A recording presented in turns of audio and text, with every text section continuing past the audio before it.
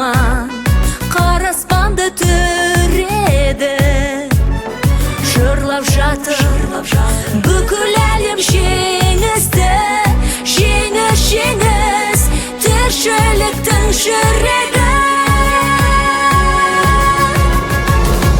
Жеңіс күні тербетеді даланы. Жеңіс күні нұрландырған сананы. Бейбіт елдің бақытына шом.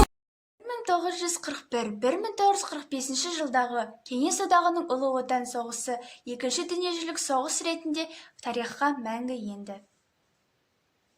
Бұл соғыста әр отбасынан 100 мың адам жиналып, қолдарына қару алып, ұрыстарға бекіністі. Менің атам Ауғанбай ұлы Ақбас 1900 жылы Кеген ауданы Көлбастау ауылында дүниеге келді. 1916 жылы әскерге алынып, 400 адамдық қатарында болады. Қарулы қақтығыс Шарын шатқалында Ақтоғайдың аяқ жағында болды. Осы шайқаста патша солдаттарының мылтық пулеметтеріне шыдай алмай Қытай жеріне ығысады.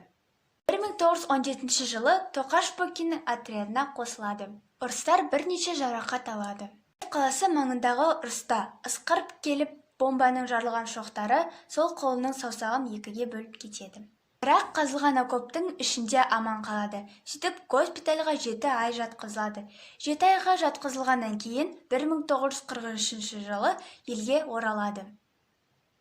Екінші дәрежелі отан соғысы орденімен, еңбек қызыл ту орденімен марапатталады. Байқап тұрсаң, сол жылдар келісті кім, қазаны қайнағаны жер үстінің, жарылған бомбаның әсерінен сорпасы қайнады жер үстінің. Сұм соғыстан аман сау қалған елер, отан үшін отқа да түскен елер. Бүгін сіздер бәрімізге қымбатсыздар, құрметті де қадірлі ардагерлер. Біз бұл күнге оңайшылықпен келген жоқпыз. Сондықтан да осы күнді тек қана мерекелерде ғана емес, әрқашан жүрегімізде және есімізге салып отырайық.